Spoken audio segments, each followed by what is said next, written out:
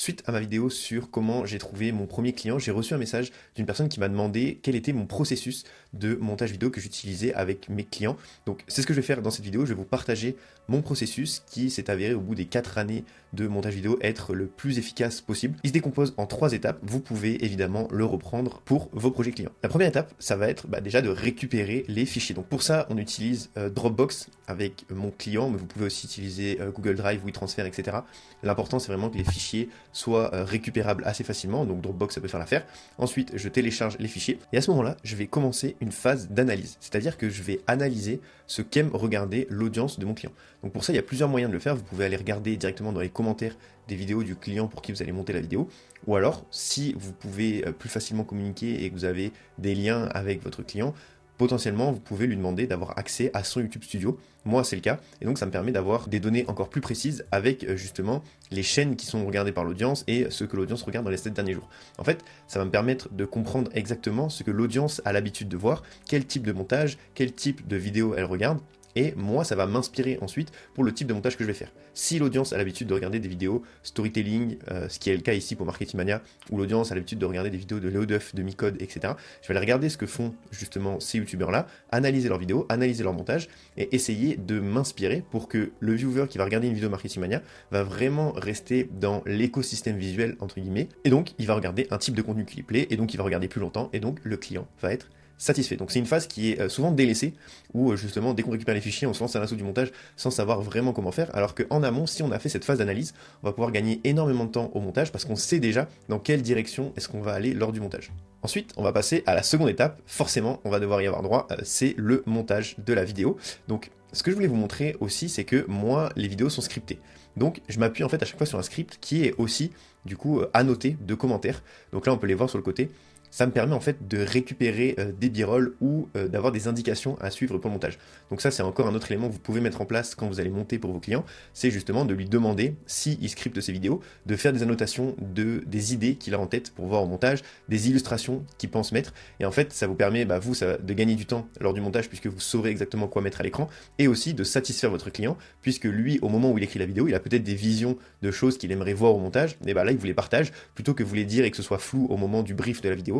Là c'est très clair, c'est posé sur papier et vous, ça vous permettra de suivre plus facilement. On passe donc ensuite au montage et on va analyser l'introduction de la vidéo. Donc ici, on est devant le projet de la vidéo. Si vous voulez entrer en détail sur le montage de cette vidéo et que le montage vidéo vous intéresse, allez voir la vidéo qui a en haut à droite de cette vidéo. Vous aurez un lien vers la première vidéo de ma chaîne où dessus je décortique et je vous explique exactement comment je fais le montage de cette vidéo. Je vous donne même tous les rushs et tous les b-rolls que j'ai utilisés pour que vous puissiez monter en même temps que moi. Donc on va pas s'attarder 15 ans sur le montage de cette vidéo là, on va vite la passer en revue. Si vous êtes intéressé pour entrer en détail dans le montage de cette vidéo, allez voir la vidéo qui s'affiche juste ici. Donc on a donc la timeline de tout le projet. Ce que j'aime faire en fait moi, c'est que donc une fois que j'ai analysé exactement le type de montage que je veux, donc en l'occurrence ici des vidéos storytelling, je vais avoir ma face caméra, donc je vais faire mon dérush et ensuite je vais illustrer. Donc comment est-ce que j'illustre mes vidéos? Donc là on peut voir que j'ai déjà un premier overlay pour mes transitions, et ensuite j'avais utilisé plein d'images que j'avais générées sur Midjourney. Donc utiliser Midjourney, c'est vraiment un élément à part entière. Je pourrais y dédier une vidéo entière pour justement comment est-ce que je fais mes b-rolls avec Midjourney. Si ça vous intéresse, dites-le moi dans les commentaires. En fait, moi, je trouve que c'est super utile parce que ça permet vraiment d'avoir les bons b-rolls. Ici, on parlait de la CIA, donc je générais justement un bureau de la CIA. Ça me permet plus facilement d'illustrer mes vidéos. On voit ici que j'ai ajouté aussi une petite timeline qui est dans le plugin Premiere Composer ici. Voilà, j'avais ajouté un petit filtre aussi par-dessus pour que justement on ait un peu cet effet d'uniformité entre tous les b-rolls. Donc si je le mets, si je l'enlève, si je le mets, on voit quand même la différence. Et voilà, ensuite c'est un peu la même chose pour le reste de l'introduction, avec donc des b-rolls à chaque fois, des images générées par Midjourney. Et justement pour animer un peu ces images, il y a du coup du mouvement de caméra, donc soit avec la position ou la taille. J'essaye d'alterner justement entre des images, donc à chaque phrase, moi j'essaye de toujours avoir une phrase, une illustration, pour que du coup ce soit rythmé et en même temps ce soit pas choquant à l'œil quand on va regarder la vidéo. À chaque fois que justement la personne va enchaîner sur une autre phrase, il va y avoir une autre illustration, ça va permettre d'être beaucoup plus fluide et de donner du rythme assez facilement à la vidéo. Alors ça demande un travail de recherche, enfin d'illustration qui est plus important, mais ça permet d'avoir un contenu qui est bien fluide lors du visionnage par les spectateurs. Ensuite, on peut voir ici que j'ai ajouté donc des images, donc ça c'est des images de l'enquête qui a été menée et j'ai ajouté un fond ici. Donc là, bon, j'ai mon fond qui n'est pas totalement bien chargé, mais l'idée à retenir, c'est que voilà, j'avais juste mis un fond blanc avec un overlay pour ajouter un peu de la texture sur l'image. Et bah ça c'est pareil, c'est des trucs, si on regarde les vidéos de Micode ou quoi, on voit qu'ils illustrent aussi leurs images comme ça, en mettant une photo en petit, en ajoutant une ombre portée par-dessus, et ensuite un peu du dust un peu par-dessus, pour donner cet effet un peu d'enquête de grain. Voilà, donc là ensuite on a encore des images mi-journée. Pareil, on a donc le nom de la personne, ça c'est donné donc dans le script.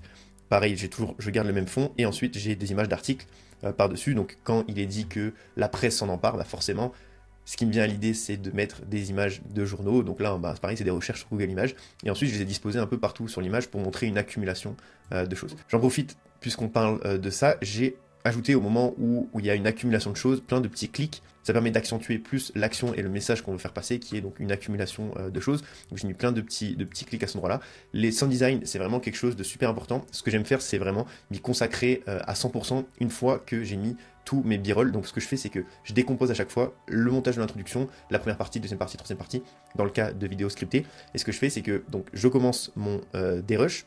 Ensuite, je commence à mettre mes premières illustrations. Je mets mes effets pour justement habiller tous mes b-rolls. Et ensuite, je mets mon sound design. Donc je vais utiliser des clics, je peux utiliser des bruits de shutter d'appareil photo, je peux utiliser des risers pour faire un peu monter la tension, je peux utiliser du swoosh selon les transitions que j'ai. Voilà, vraiment l'objectif c'est d'essayer de donner vie à mes b-rolls pour pas que ce soit un effet diaporama. Et enfin ensuite j'ajoute la musique. Donc là on peut voir si on suit tout le long, on a toujours pareil, donc des photos pour illustrer ou des images mid-journée. Et donc là ça continue. Ici pareil, j'ai un article qui m'a été mis dans le script, donc je le mets à l'écran. Ce que je fais, c'est que je le fais apparaître par en bas pour donner un petit effet aussi de diaporama, d'enquête, parce que là on est dans les années 80. Et on a donc ici le surlignage que j'ai fait avec un cache couleur. Voilà, bon, ensuite je ne serai pas plus long sur du coup l'analyse de ce montage, puisque bah, de toute façon, comme je vous ai déjà expliqué, vous avez la vidéo qui rentre en détail sur la droite de votre écran, et aussi le pattern reste le même, c'est-à-dire illustration, que ce soit avec des images ou avec des documents qui m'ont été donnés, ou alors avec des b-rolls générés sur mi-journée.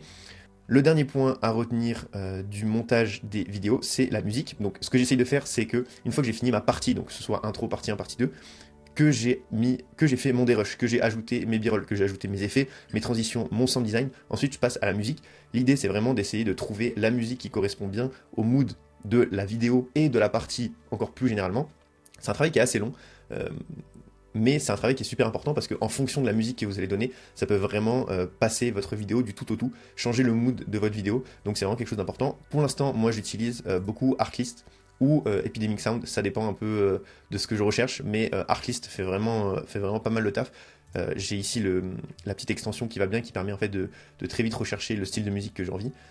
Voilà, c'est quelque chose de super important la musique, il faut vraiment y consacrer pas mal de temps, je vous le conseille.